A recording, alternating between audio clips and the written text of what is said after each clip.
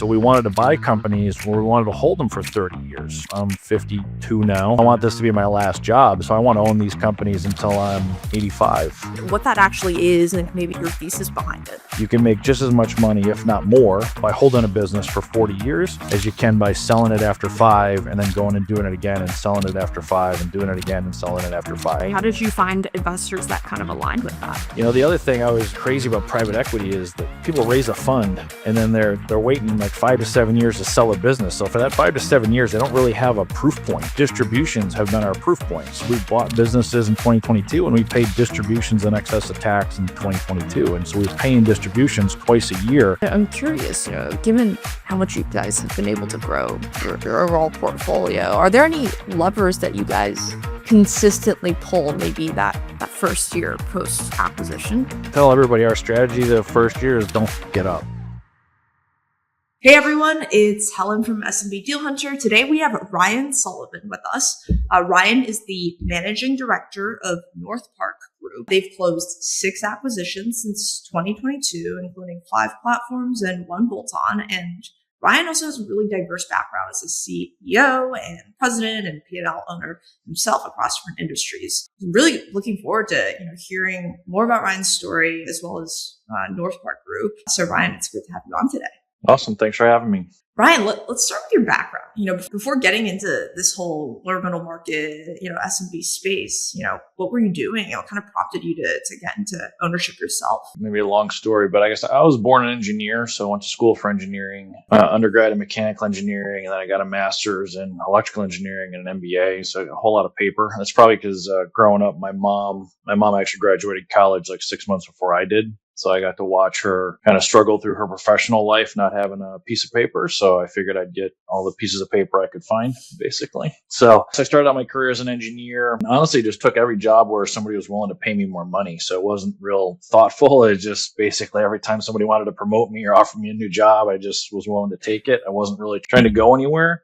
And I actually got lucky pretty early in my career, I guess if you can call it that. But I was actually in telecoms during the telecom bust, which a lot of people don't remember these days. It just means I'm getting old. But and I went through 7 rounds of layoffs. But it actually was interesting because during that time period, every time they'd do a layoff, you'd end up in a room and people would be like, well, who's going to do Bob's job? Who's going to do Sue's job? I just wanted to stay employed. So I'd raise my hand and be like, I'll do that. I'll do that. And so like in like a year and a half, I was running a software group out of Ireland. I was running international installation and services like everywhere but North America. I was a product manager. I was running tech support. I got a chance to do all these things in business that honestly I had no right doing and no background to do. But, the company was kind of desperate for anybody who was willing to just keep working. So I got to learn a whole bunch. And that's really kind of put me on the path of like general management.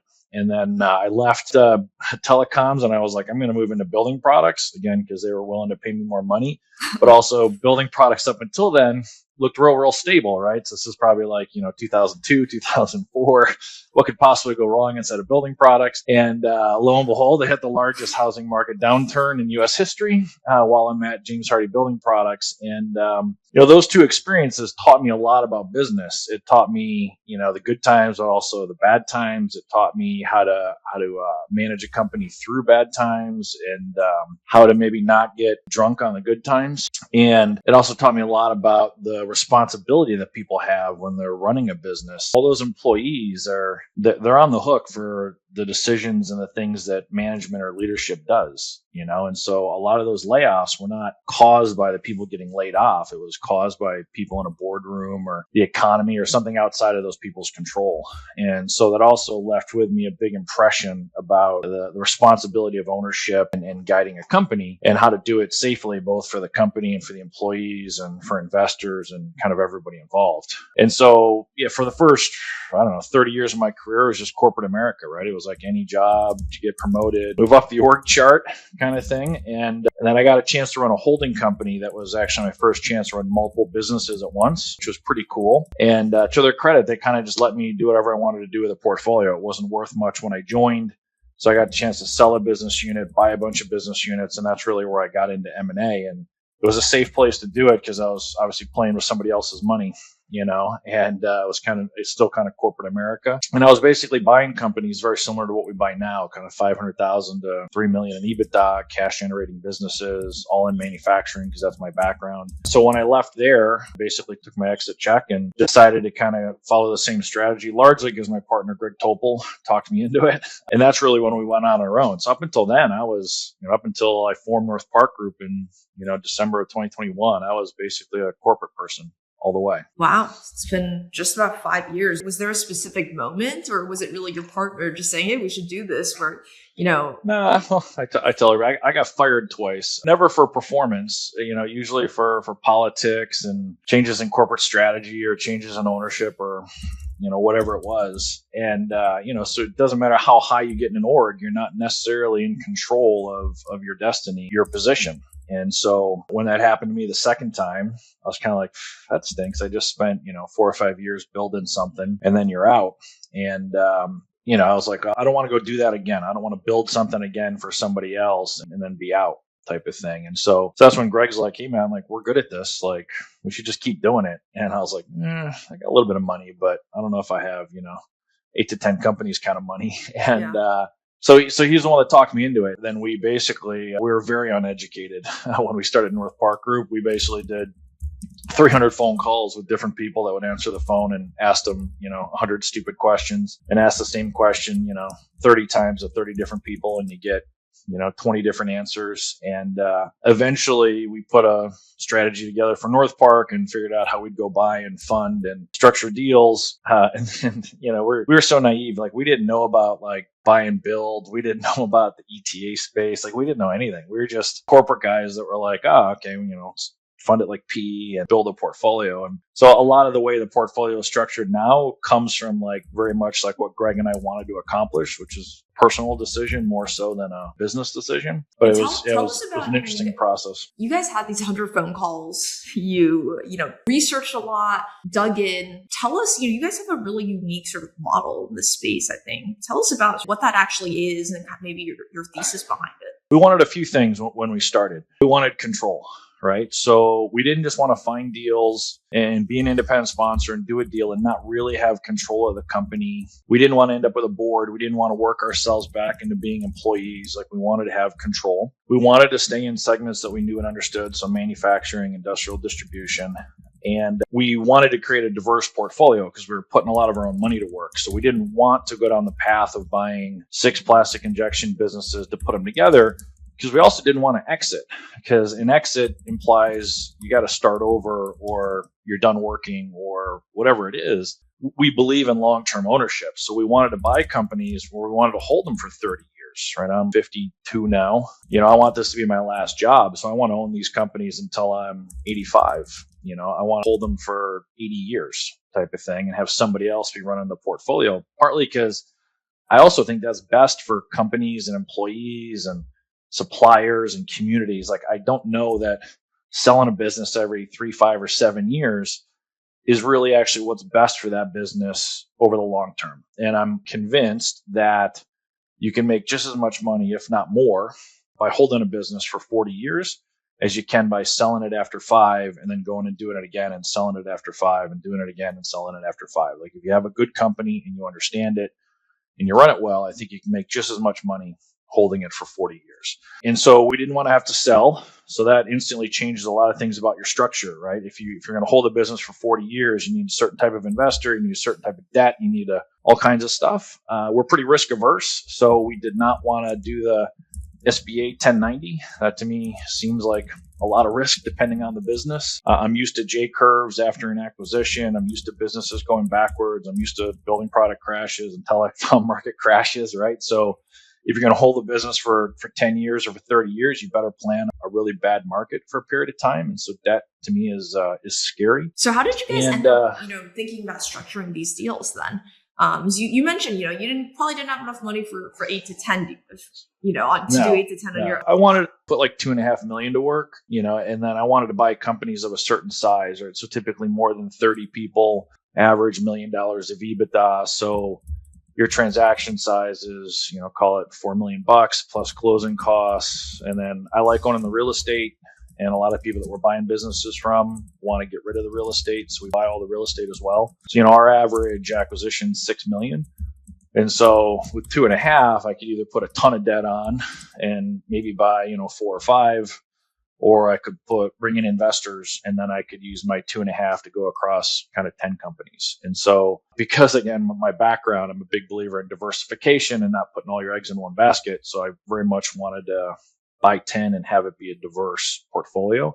And then the other big thing I needed was we needed cash coming back out of the portfolio. So we needed a structure that was going to enable us to pay distributions in excess of tax, right? Which when you get into banking debt, there's a lot of bank debt out there, but a lot of times they want their money back first before investors are getting any cash, right? And so I had a mortgage to pay and I got, living expenses to pay. I wanted to put this money to work, but I couldn't wait 7 to 10 years to start getting a lot of cash back out of the portfolio. I needed cash back right away, right? So how did you find investors that kind of aligned with that? Yeah, well, the first we found the SBA, which was great because the SBA solves a lot of our problems on the debt side, right? Is long-term debts, 10 years, it's better interest rates, you can pay distributions, there's no real bank covenants, you can get the debt on $1 million EBITDA business where a lot of commercial debt is not going to do it. So we found the SBA, and then Greg is the one that convinced me we could fundraise. I was like, who's going to give me money like that? Like that's just not something I could wrap my head around. And Greg had done fundraising for startups. And I'm like, well, if you can raise like 5 million for a business that doesn't have, a product or revenue or anything yet, we should be able to raise money to buy a business that's always made money for the last 30 years. You know what I mean? Like, that seems like a possible thing. And so Greg convinced me to do it. We basically started by passing the hat. We went to friends, family, our professional network. In the first deal, I think we had about 1.8 million in equity in the deal. We raised it pretty quick. So I was pretty surprised. Then our second deal had about 5.3 million in equity, which that one was a little harder to raise. But I was shocked. I mean, we probably were getting, if we talked to 10 people, we'd get 8 investors. Wow. And I mean, early days, we were taking, $5,000 checks. We were taking checks from anybody. There was no minimum. It was like, if you're crazy enough to invest in us, we'll take whatever you have, like spare change, like we're good, right? And so like 1.8 million, but it had like, 35 investors in it or something like that, right? So it's actually a very large investor base. And everyone that we found believes in what we believe in. They believe in long-term business ownership. They believe in US-based manufacturing. A lot of these are people who have their own companies or have been in a family business, right? So they understand the benefit of this type of stuff. They understand why we like to buy the real estate. They understand the idea of taking a good company and having it just continue to be a good company for another 10 years. There's a lot of positives.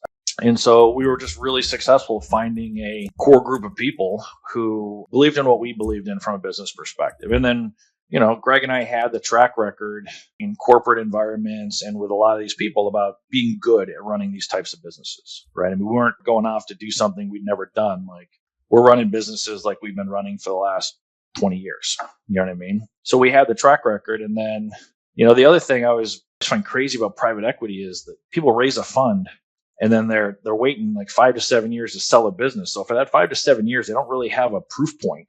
You know what I mean? They're like, oh, trust us. We're going to exit. It's all going to be okay.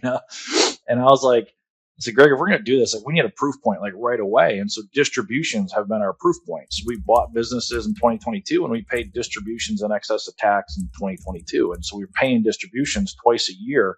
And therefore, when we came around with deal number 3, all of our investors were like, yeah, sure. Like, I'm in. Like, you've been sending me checks and I'm smart enough to pay a distribution right before we go out for a fundraise, So it's like, here's some money. And like, oh, by the way, we have another one to acquire, So our structure, it's changed over time. I mean, initially it was just Greg and I, and we're like, hey, let's buy some businesses and do the personal guarantees and we'll figure it out. And, now we have 2 other partners, Brian and Scott, who are guys that have joined and taken the personal guarantee to kind of acquire a business that then they have control over.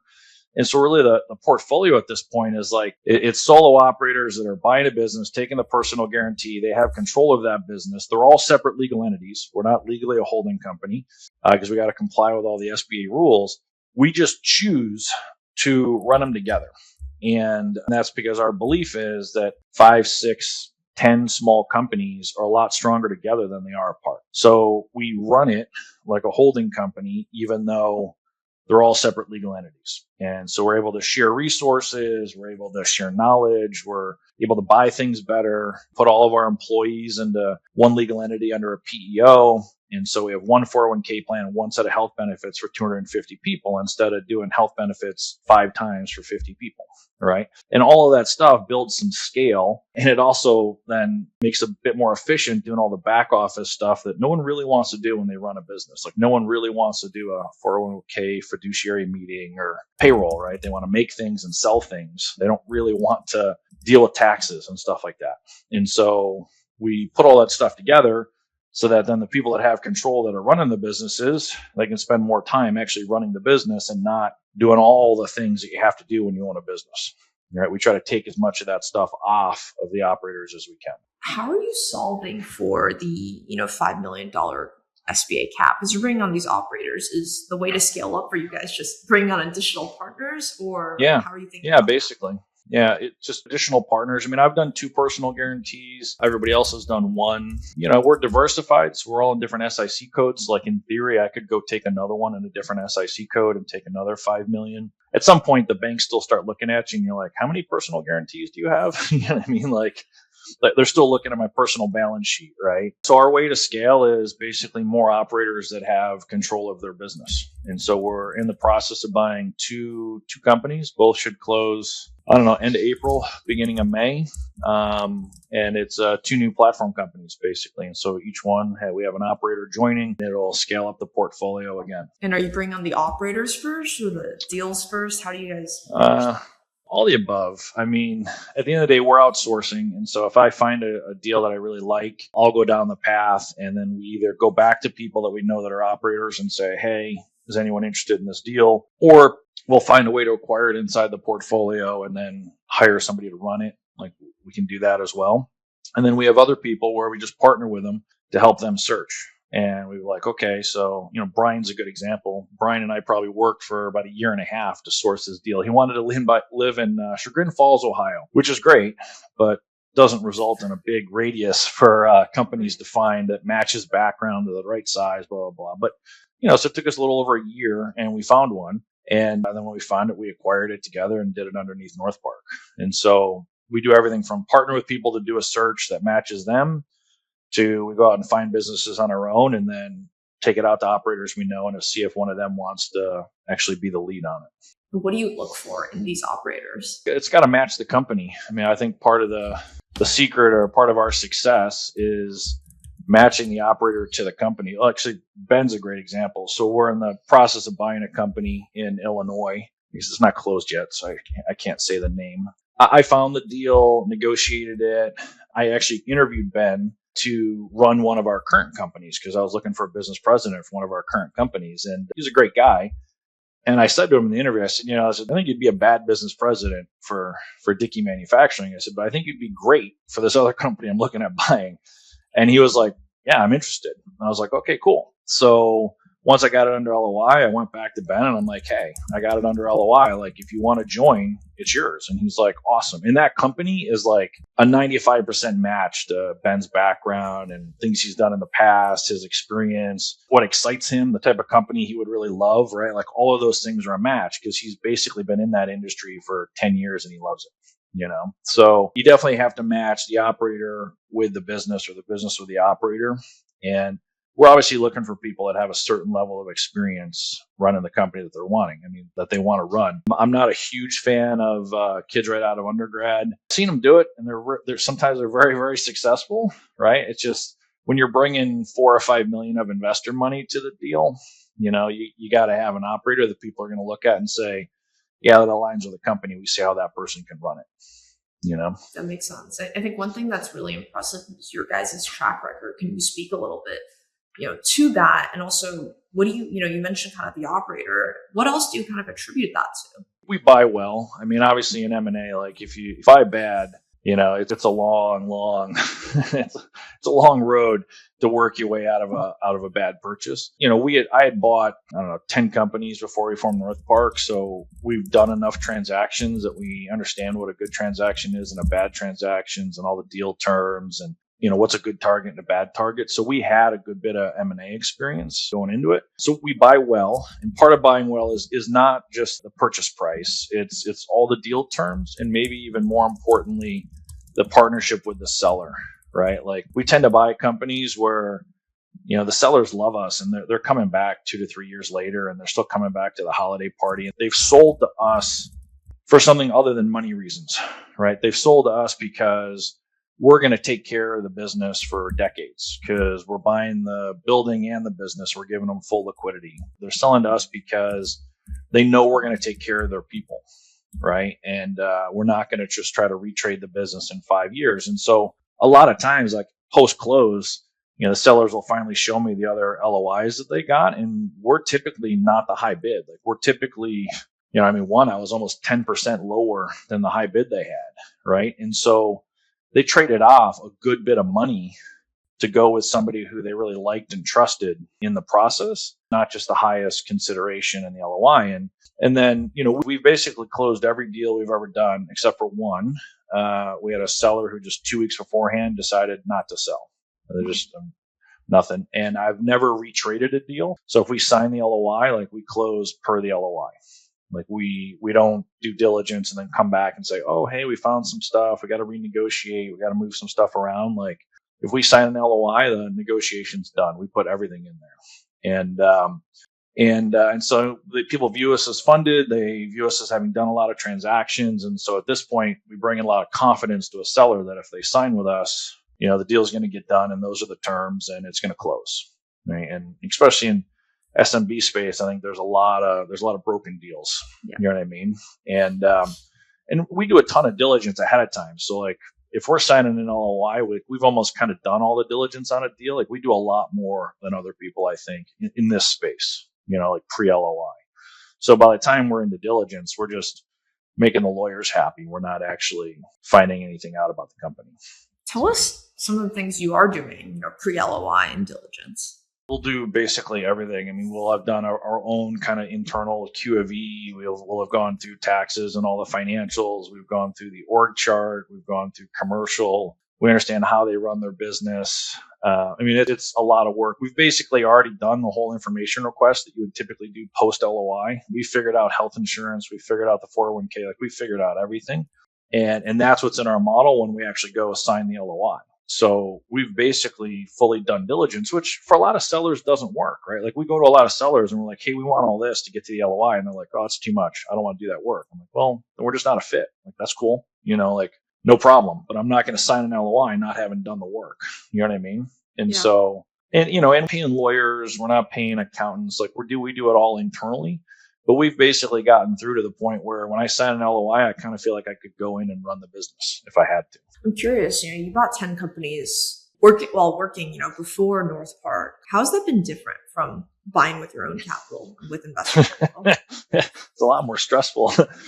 Yeah, it's different when the check has your name on it, I guess, right? So if like the one broken deal that we had, I basically eat all the diligence costs, right? The portfolio doesn't eat it. Our investors don't eat it. They're not in until the deal closes. So that broken deal cost me $250,000, something like that, right? So it's pretty painful when it breaks up like 2 weeks right before close. And so, I had a broken deal when I was in corporate America too, but that didn't hit my personal checking account. It's just, and I was like, oh, that stinks. I worked hard on it. Right now it's like, oof, cancel the family vacation kind of thing. It's much different when you're playing with a lot of your own money, and it's a lot different for the operator that's taking the personal guarantee, right? Like they're headed down the path of like, this is their new life. And then to have it fall apart it's kind of, devastating, right? Emotionally and financially. And then you feel like you're starting all over again. So, the process is very similar. It's just a lot more emotional or meaningful, I think, when you're doing it for yourself than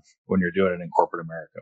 I lose a lot more sleep now than I did in corporate America. Let's put it that way. So. One follow-up question from earlier is, you guys buy all the real estate generally. Tell us why you buy the real estate.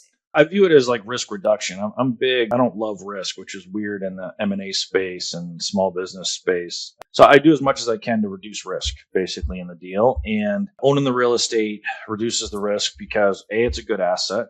B, you get really good debt on it, especially through the SBA, 25-year fixed interest rates. So your rent's not going up every year. If you're renting the building, typically your rent's going up every year. So that business instantly has a headwind every single year for the next 10, 15, 20 years. And then you have landlords. And so that's another person who all of a sudden can impact your business significantly. If the landlord or the landlord changes, what you thought was a great relationship with a landlord could turn into a bad relationship with a landlord, which I've had happen before, right? I've had them basically refuse to renew a lease because they wanted to bulldoze the building and build something new. Well, now you're picking up a manufacturing business and moving it because of a landlord, not because you wanted to, not because it's going to pay back, but because you're forced to. So all of those things, when you own your own real estate, you take it off the table. Sure, it ties up some capital. Sure, that capital might return more invested in a company than invested in real estate, but we're okay with it. There's a lot of people out there that invest in real estate. They do it for a reason, right? It's not a bad return for the risk.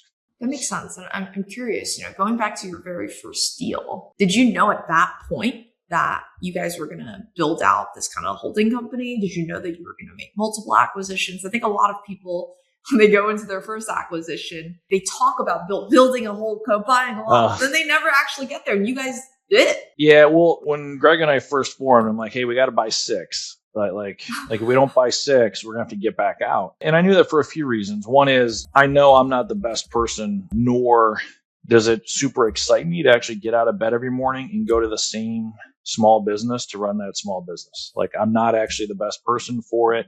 It's not what excites me. It's not what keeps me energized. And so I wouldn't want to have bought 2. Greg's running 1, I'm running 1, and we just do that for the next 30 years. That would not have matched what I wanted to do in life.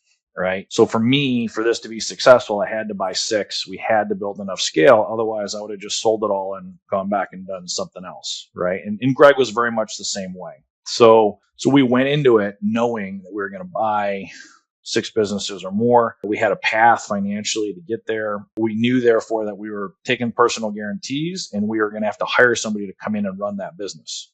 Right. Which also means like your financial model has got to be right because a lot of people get stuck as they buy one and they're like, okay, now I want to go buy another one. Well, I got to hire somebody. Oh, wait a minute. Now I'm out $200,000 or whatever you're paying yourself to run that business. And now they're like, well, I can't pay my bills because I have hired somebody to run that business. And now I'm not getting that income. Right. Yeah. So we built all of our models knowing that we were going to put a precedent in. And then we were able to look at what our cash return from those would be. And, if we only got to 2, I wouldn't be making enough. I'd have to sell them and get out. But now that we've gotten to 6, the portfolio has enough scale that it works for me and it works for Greg. And then it works for other partners. Yeah, and so now we'll go from 6 to 8 here next month and away we go. And going back to that very first deal, how soon after you guys acquired it, or was it during diligence that you brought on a president or someone who's going to kind of run the day-to-day, or were you very involved in that first deal? Yeah, Greg and I were very involved in it. So we formed in December 2021. We closed our first one in May, I think, of 2022. So we got it under LOI very quickly. Greg went down and ran it for the first year. So it was in Wichita, Kansas, and we were both living in Chicago. So we got a 2-bedroom apartment, very cheap, not a great area of Wichita, with 2 mattresses on the ground, so no bed frames or anything like that, a folding table and 2 chairs that was in the kitchen. And that was basically where Greg lived for a year, and that's where I spent a lot of time for the first year. So Greg, I took the personal guarantee on the first one, and Greg went to go run it, and that was because I still had my severance the last job I left. So Greg needed an income, so he went and ran the first one, and then the second one he took the personal guarantee on, and then I went and ran it because then my severance was running out. And then basically we stayed in that configuration until we got the third deal. And then as we got the third deal, we started bringing people in to run our jobs. And then we just kind of moved from deal to deal until we got to enough scale. At what point did you stop being the person that was running it that first year? Or are you guys still doing that for some of the No. Greg ran it for the first year, and then we had somebody else come in.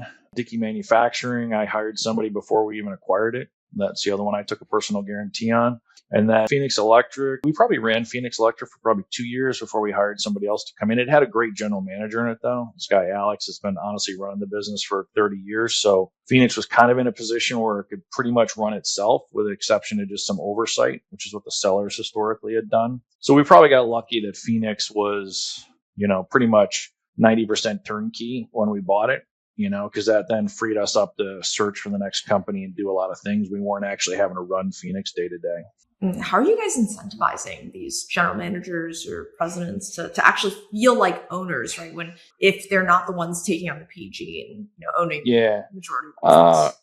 So if they're not the PG, if we've just hired them to come in, we structured very much like private equity. So they get a base, they get bonus, give them a portion of the carry, which is basically incentive equity in the business. And so it's a normal kind of PE model, right? They have full control of the business, they can run it, but at the end of the day, they're an employee. And so just like other employees we've hired, we've fired, all those people have changed over. But that's very much why I also didn't want to grow the portfolio by me just buying 10 companies and then having 10 business presidents that were all employees, because then I would have to spend my days managing 10 employees, right? I very much wanted to grow the portfolio with partners, because the nice thing about a partner is, well, they have control. It's their business. I can't fire them even if I'd want to, unless they, I guess, steal from us, basically, right? Like that's the only reason I could move one of them out. And so when it's a partnership, all of a sudden I get to help them, I get to participate in the business, but it's a very different relationship than you have when you have an employee.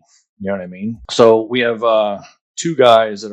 three people running some of our businesses that have not taken the personal guarantee, and then the other 2 or 3 are run by people that have the personal guarantees.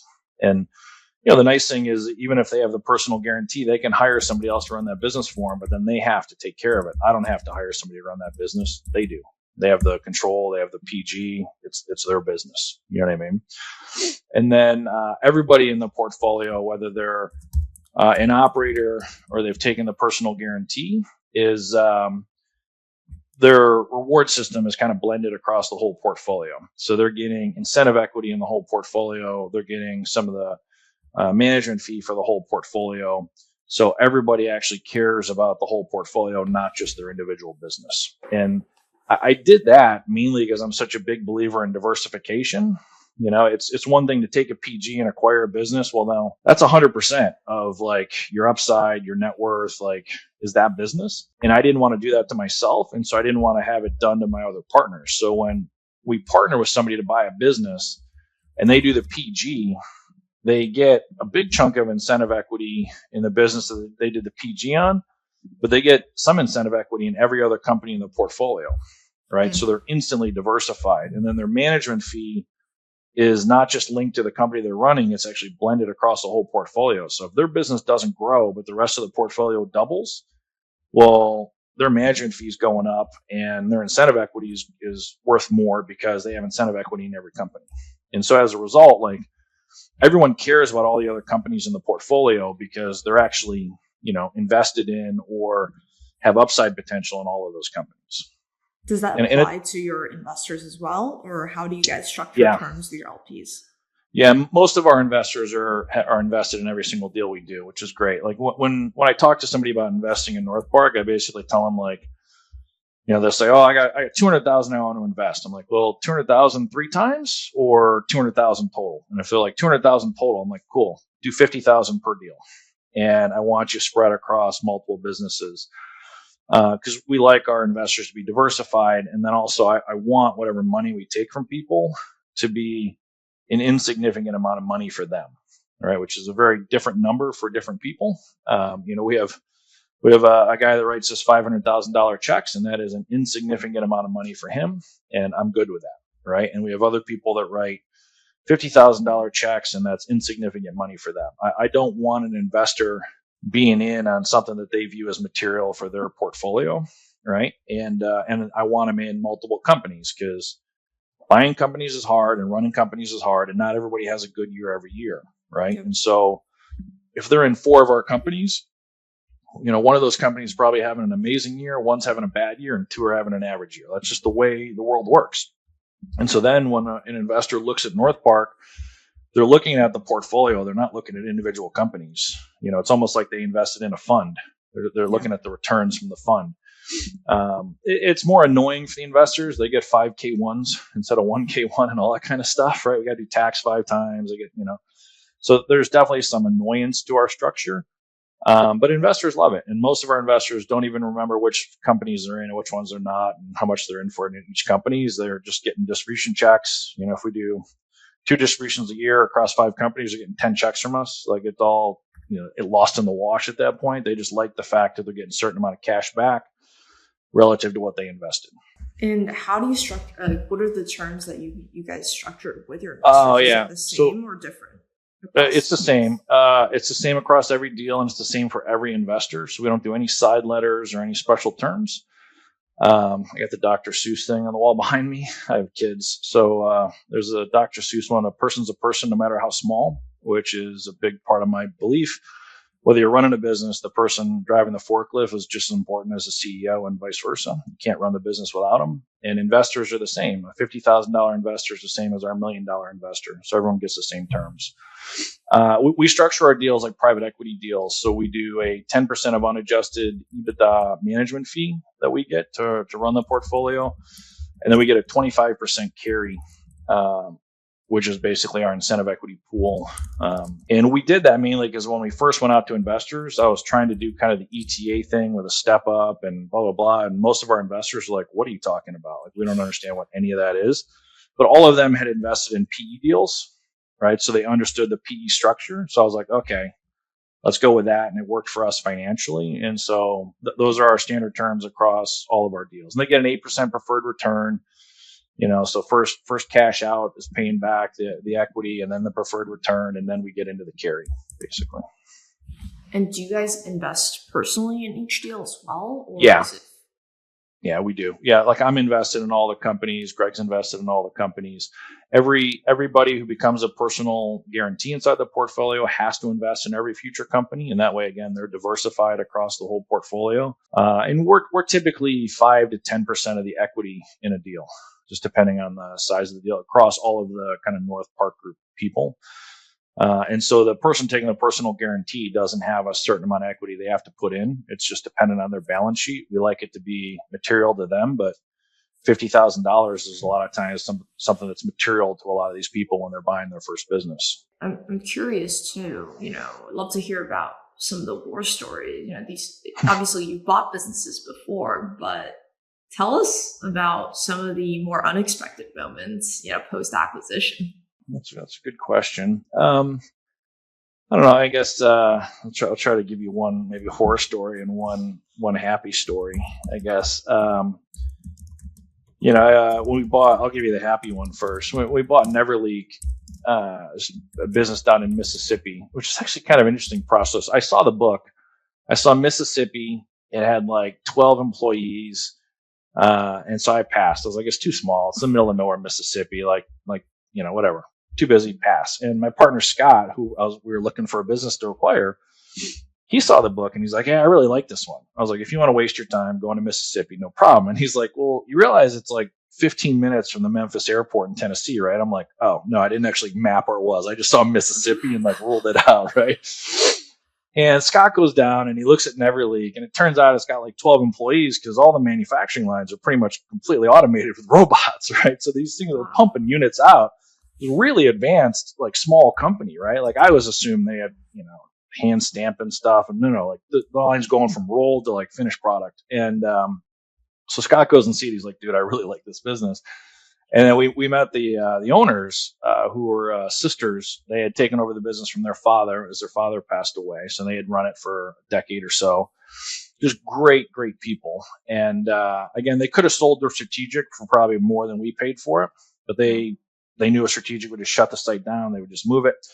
So we buy it, and we go in the first weekend. And the first weekend, we're doing a lot of stuff, right? You got to take inventory. It's like all the opening balance sheet work, blah, blah, blah. But we always try to do something that's good for the employees, right? Like the whole point is we just bought a business. It's good for the sellers. They get a big check. It's good for us. We're going to get a check.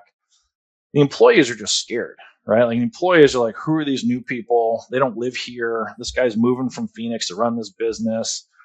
A lot of those people had worked there for 20 years, right? They're like, this is just scary. And so we went in over the weekend and cleaned the place, right? And like a lot of small businesses, the dirt piles up over decades.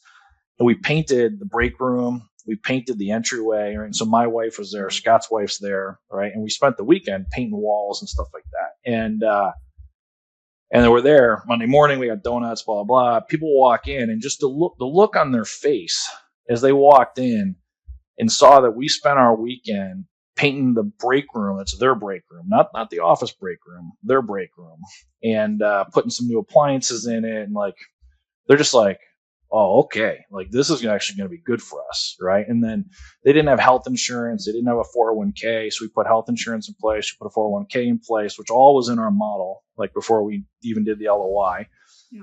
And now, so now if you're an employee there, like the look on these guys' face, they're like, oh, I've worked here 20 years and like this might be the best day out of like 20 years, right? Like they were, and then to watch what they've done with that business now in the 2 years we've owned it is amazing. The place looks fantastic. They've done more stuff. They've automated more stuff, and it's all employee led. And it was, I think it all came from that one weekend where our wives were like scrubbing toilets and painting walls, you know? And, so I guess that's my good story. Bad story that I can actually tell. I mean, we haven't had any like really bad things. I had to fire a seller, which is kind of bad. It was for cause. So I guess I can't go into the details, but like, you know, the minute after you close, like you own the business and you're legally responsible for it and all that kind of stuff. And then some stuff happened that you just can't do in business. And so I had to sit down with a seller and be like, hey, I'm sorry, but like we're terminating your consulting agreement and like you're out, like don't come back, you know? And, I mean, and he handled it well. Like he understood. I mean, it was pretty black and white. It's just a very uncomfortable situation with a seller, like, you know, 60 days post close when they're supposed to be working with you for a year to have to sit them down and be like, yeah, it's our relationship's over. You know what I mean? So, and unfortunately it happens, right? There's nothing that we did. It just, it happens in business, you know, unfortunately all the time. And we managed through it. And honestly, he was very supportive. I mean, to the point where even after that, we'd call him and be like, hey, like, how's this work? And like, what's this customer talking about? And he would still answer our questions because at the core of it, he wanted that business to be successful and have it be good for the employees, even though we had to part ways. You know, like it didn't turn negative, which is actually probably pretty amazing considering the situation. That's interesting. I'm curious, you know, given how much you guys have been able to grow your overall portfolio, are there any levers that you guys consistently pull maybe that first year post acquisition? I tell everybody our strategy the first year is don't fuck it up.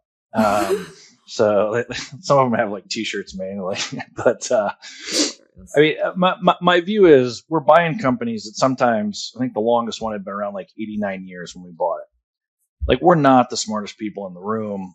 Like we don't know more than the person that has been running that business for 20 or 30 years. And while we can walk around and say like, well, I might change that. And that looks broken. And why are you still using paper to do that? And you can automate this. And, you know, you can walk through anyone's business. I don't care who they are.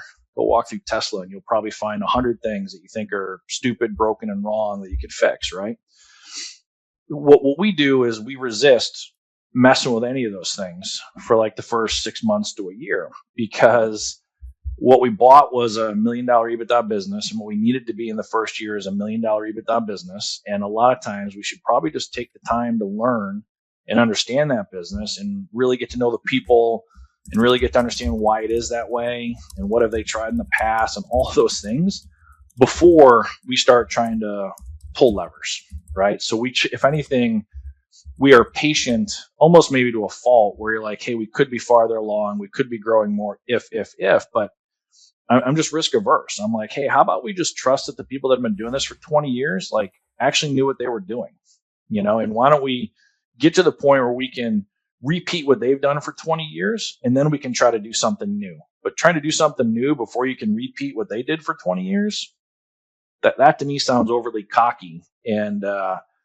maybe a bit naive, you know. Yeah. Now, there's an exception to every rule. We bought Electron. I took a 10% price increase the next day, you know. So like there's an exception to every rule. Like you do see some stuff where you're like, hey, that's unsafe. We're gonna hurt somebody. We have to fix that. You know what I mean? But in general, yeah, our year one strategy is don't fuck it up. And until we can talk and act and do all the things that seller was doing, we should probably be a little careful about the decision we're making, because we're making that decision from a place of being uneducated, you know? And so, yeah, we're pretty slow. Now we still go through a J curve, which everyone forgets to model when they're doing acquisitions. Like it's a real thing. J curves happen for all kinds of reasons. And we've had businesses like Phoenix Electric went through a big J curve. And because we're typically like 50% debt, 50% equity, including the building, right? So the building's at like 85. The business is way under levered. We're not doing anywhere near 1090. So we got 50% debt, 50% equity in a deal. And so most of our deals, we model them going backwards, like 35 to 40%. And we want to know that we can still cover our debt service and everything's okay. Right. And so we're really under levering, and we're using that investor money basically to de-risk the deal. We're transferring risk from ourselves on the PG, honestly, to our investors because they're the ones that are locked in with equity. It's interesting. Do you ever see a situation where you may, steer away from leveraging SBA financing, or do you see yourselves continuing, going deeper in? Well, I do love optionality in business, right? So that's part of why I buy the real estate, right? Everyone's like, why do you buy the real estate? I'm like, well, I own it now. Like I could sell it all tomorrow. I could do a sale leaseback tomorrow. I could sell some of them and keep some of them. I could sell the business and keep the real estate. I have a lot of options, right? And I love options. And I hate when you do something in business where it feels like it eliminates a lot of options, because then at that point, that decision starts to feel a lot more material. Sure. Scott Martin, one of my partners, he has this saying, and now I'm going to butcher it now that I gave him credit for it, but it basically said like anything in business where you don't hurt somebody or materially damage the business is basically just a decision you can change, or it's a learning experience, right? So as long as we don't physically hurt somebody, one of our employees, and we didn't kind of physically hurt the business where you can't recover from it, everything else is just, well, you had a bad day, like do something different tomorrow, And so, yeah, I mean, we've looked at bigger deals. We've looked at deals where the SBA wouldn't be big enough. We could take all of our companies and put them together in a holding company once all the SBA debt's gone, and then re-lever it, right? There's all kinds of things we could do. Our investors very much like our model, which is distributions during the hold period, right? It looks like a real estate investment with more upside. Yeah. And so if we did go to non-SBA debt, we would still need debt that gave us the ability to do distributions, and that's where it gets pretty tough to, you're either going from a 10-year term to like a 3-year term. So there's no free cash flow anyway, or, we've looked at deals that are just way more equity and like a lot less debt. Like honestly, we bought Dickey Manufacturing. The business was 500,000 in EBITDA. The building was 4.25 million. So it was basically a real estate deal, right? When you do the math, we're paying $2 million for the business and $4 million and change for the building. And so we did a 504 with no 7A. So we used our equity to buy the business with a little bit of equity on the building, and we ended up with a mortgage and no business debt type of thing. So we've moved structures around that way to, again, make sure that an acquisition is safe. That's interesting. Any, I guess, where do you see things headed? You guys have made, quite a few acquisitions at this point in the past, 5 or so years. Do you see yourselves accelerating the pace of acquisition, or just continuing to do more of what you've been doing? How are you thinking about the future now? Well, I mean, I guess we're pretty diversified at this point. We're in residential greenhouses, motor components, electrical components, roof flashings, alcohol pours, security seals. Like we're in a bit of everything. All the manufacturing is pretty similar: plastic injection, metal stamping, metal forming type of stuff. So if you walk through our businesses, they look a lot alike from the manufacturing type side. So I think we're chasing more synergistic acquisitions, because now we have a diversified portfolio. So it makes sense to try to add something that makes a lot of sense with something else in the portfolio. We're starting to insource manufacturing. So we're buying a business that has somebody else making something, but we can actually make that inside of our portfolio. So we're buying it and then keeping it inside the family type of thing. And then, I mean, we have 2 deals that'll close next month. And then, if maybe I get some good news on Wednesday, we'll have another LOI signed. So that'd be 3 deals this year. So clearly the rate at which we're doing deals is accelerating. Does the size of deals you guys are pursuing change going forward? No, I just tell everybody I'm just chasing the next good deal. Like if it's a $500,000 great deal, I'm okay with it. And if it's a $2 million great deal, I'm okay with it. Right? I just search for the next good deal. I'm not trying to find a bolt on. I'm not trying to find a deal of a certain size, because every deal can be a good deal as long as it meets what the operator really wants out of it. So whoever's doing the PG, and it matches their background, and it's located where they want to be, and it fits all that other stuff in life that they really want. Well, then who am I to say that a $700,000 EBITDA business is too small and not worth it? Well, it's totally worth it to that person. So why wouldn't we do it? And we live in the realm of like big percentages off of small dollars, right? So if I can do that deal and our investors are getting a 25% annualized return off of their equity, they don't care. They're looking at the 25%. The fact that there's only $2 million of equity in the deal doesn't matter. They're looking at the 25%, right? So I'm okay with any deal size as long as typically above 500,000. Like it's got to be a business that has enough scale for us. And we're accelerating. We're doing more deals. I'm not sure why. We're finding them. We're bidding on them.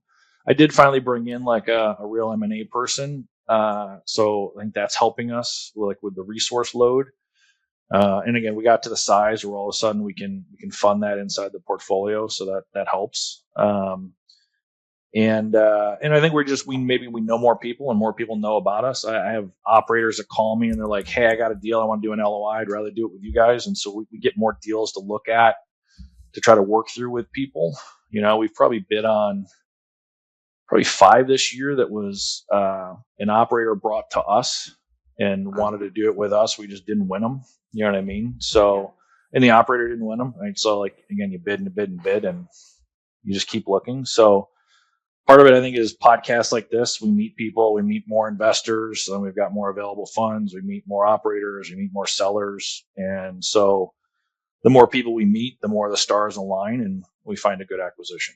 That's interesting. I'm curious, are there any specific niches within manufacturing distribution you're particularly excited about? No, everybody always hates my answer. I'm just not that strategic, I got an MBA and I've taken all the classes and I've run big companies and I've sat in boardrooms and I get all that. I tell everybody, my business strategy is super simple: make more money. Like that's all it is, right? Like anytime you're running a business, all you're trying to do is make more money. Everything that everybody says before that is just them trying to make it sound nice before they say, I want to make more money. So they're like, oh, I'm trying to target this niche because blah, blah, blah. And multiples are, accelerating and da, da, da, da. I'm like, so you want to make more money. That's why you're doing it. You're not doing it because you have some sort of passion or you really care about that thing. You're doing it because you want to make more money. And so every time we go into a deal, I just tell everybody, like, we're here to make more money. That's why we're doing it. Now, we like US-based manufacturing. We like industrial distribution. That's where we spend our time. We like small companies because that's how we like to operate. And those are the type of people we are. We don't love 10,000 people in a company. We love, 60 people in a company. You know everyone's name and you know their faces. And so like we like that work environment. I do a lot of call. Like I do a podcast like this, and then I do like 100 calls of people that want to talk to me. And I tell them all, you got to realize I could make more money in life doing something else. I could make more money going back to corporate America. I could make more money like going to work for a PE fund or really starting a PE fund. We're all doing what we're doing inside of North Park because it's what we want to do. And we make some good money, right? But we get to run the companies that we want to run in the locations we want to run it in the way that we want to run it with the freedom to run it. Like we're doing this because this is how we want to spend our day and we make money.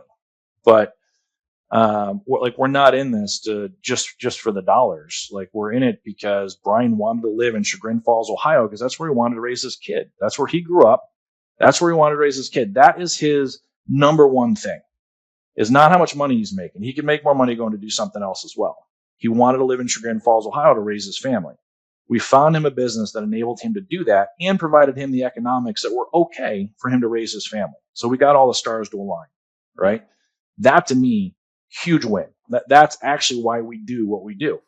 because now Brian gets to raise his kid in Grand Falls, Ohio, and he's making enough money that he can provide for his family, and he's super happy.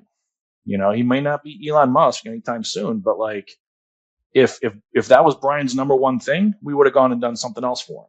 But it wasn't his number one thing. His number one thing was raising his family where he grew up. Awesome. That's fantastic, and that makes a lot of sense. I'm curious then, within your current portfolio companies, then any specific niches that maybe were a surprise to you as businesses you guys really enjoy operating, or that are kind of, I don't know, have exceeded expectations maybe. Yeah, I've always loved Made in America. I think everyone talks about how bad manufacturing is in the United States, and I'm like, well, that's weird. I've worked in manufacturing since I was 20, so it clearly can't be that bad. I've made a good career off of working in manufacturing in the United States, and what honestly surprises me the most is the people. I love our products. I love our niches. Onshoring or reshoring is a real thing. I think that's good for manufacturing in the United States, at least in the short term.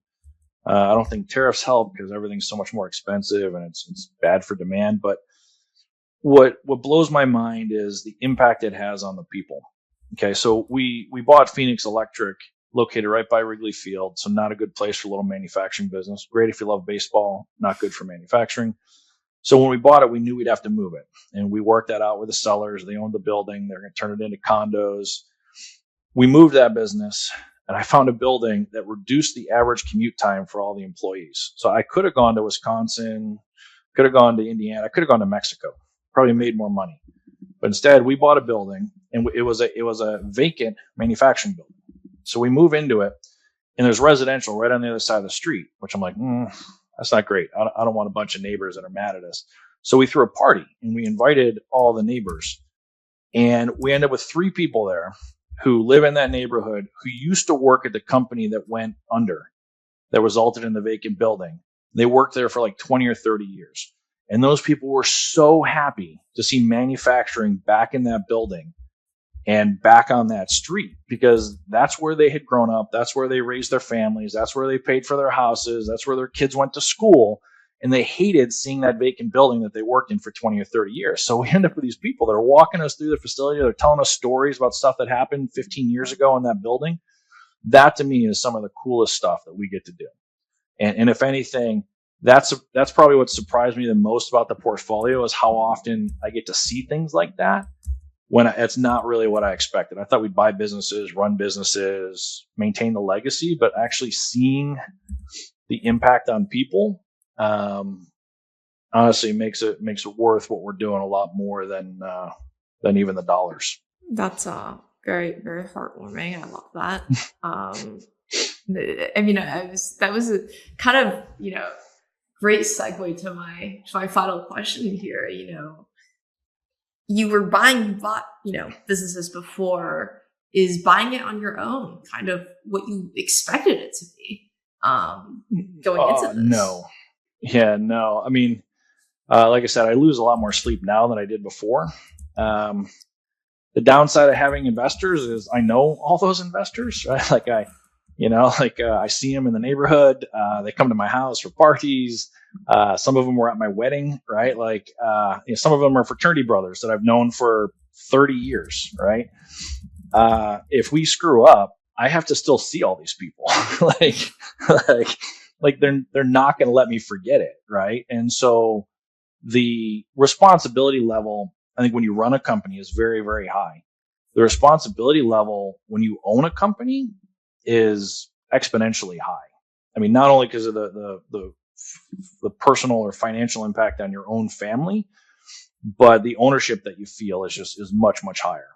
And so that's a lot more than I expected. And I think it's a lot more than if you were running a PE fund and you're playing with other family office money. It all becomes a bit corporate. I think it's a little less emotional. Whereas I'm like, I got to see these people at Thanksgiving and Christmas and stuff, right? I got to see these people at college reunions. and then I think the impact on a 30-person business when you go in and buy it and you transition it and you try to take care of all of the people that are involved in that equation is a lot harder than a lot of people give it credit for, and especially to do it well, and well is obviously in the eye of the beholder. And I think well for us is, we wake up, we look in the mirror, and like we're comfortable with everything that we've done. You know what I mean? And we feel like we can be proud of what we've done, and we've made mistakes. We've done great things. We've done bad things. But at the end of the day, we look in the mirror and we're like, we're doing it our way, which is pretty cool. You know? Yeah, it's a lot harder than I would have thought, to be honest. So. There's no passive incomes out there in the world. There's no absentee businesses. That's for sure. No, and I appreciate the honesty, and also, I just, this has been a great story. Especially, you rarely meet people who actually do what they say they're going to do in terms of when it comes to buying a business. When earlier I said, people go out and say, I'm going to build a holding company. I'm going to buy businesses, and after the first one they're like, wow, this is hard, and they kind of stall. So it's great to finally have someone on the pod who there's that Hamilton quote, right, where it's like what if dying is hard, living is harder, or whatever, right? Well, it's like buying a business is hard, running it is like way harder. And I remind all of our guys, I'm like, hey, like we got into this to run these things for 30 to 40 years. Like it is going to be hard for 30 or 40 years. Like it never actually gets easy to own and operate a company. There's never a period where you can truly coast. I mean, it takes 2 seconds for somebody in one of our businesses to get significantly hurt. And once that happens, like you can't take it back, and you can't coast, and you can't let up on stuff like that, and, so yeah, I mean, buying businesses puts a knot in my stomach until it closes, because I'm just nervous and I'm worried. Running a business for 30 years just makes you feel tired, and so, but that's part of why we do it as a group. Like none of us, running a business is hard. Doing it on an island is kind of crazy. Like that's really, really hard. And so now we have enough scale. I mean, our guys call each other. If they need help, they call. If Brian wants to take a vacation, but he needs somebody sitting in his business, then I go spend a week in Cleveland, Ohio, and that's okay. You know what I mean? Like we're all there to help each other get through this. And so it feels a lot less lonely. You feel a lot more supported. It's a bit more of a team doing it than, feeling like you're carrying all that weight on your own shoulders by yourself. So. Yeah, I think that's very underrated, especially for those who haven't done this on their own before. So. Oh yeah, it's the loneliest place. Being the head of a company is like, I don't mean to make it sound like it's like torture, but it's a lonely place. A lot of times you don't feel like you have somewhere to turn. And I'm in Vistage. I relate being in Vistage to being in North Park. Like when we get everyone together inside of North Park, it feels like a Vistage meeting. You're sitting in a room with a lot of other people who have a ton of experience, who have run businesses, and they're just going to tell you the truth about a challenge that you're facing or something that you're thinking about doing. And they're just like, hey man, I'm just here to help you. I'm going to tell you what I think. You know what I mean? And again, because we're a partnership, that's not a boss employee discussion. That's just a bunch of partners sitting in a room, kind of like Vistage. And so if somebody tells you something and you don't like their idea, then don't take it. It's fine. Like you have control. It's your business. It's pretty freeing. No, it's I think Ryan, to be sensitive of time, but this is, been really fun chatting with you. Any sort of final words of wisdom for folks earlier in the journey than you? Definitely ask a lot of questions and find good partners. Both the lawyers, the accountants, all the, you got to have good partners around you. And that goes to also like your peer network, like get a good peer network around you. Because it's not all rainbows and butterflies like Instagram and LinkedIn would make you believe. Buying a business is hard, and a lot of times it doesn't work out, or it doesn't work out the way you thought it was going to work out. And that's all okay if you got a good network around you. You'll fix it over time. So. That's great advice, Ryan. Well, thank you so much for your time today. I'm excited to continue following along and excited to see what the future holds for you guys. And we'll have to stay in touch. I appreciate it. Thanks, Helen.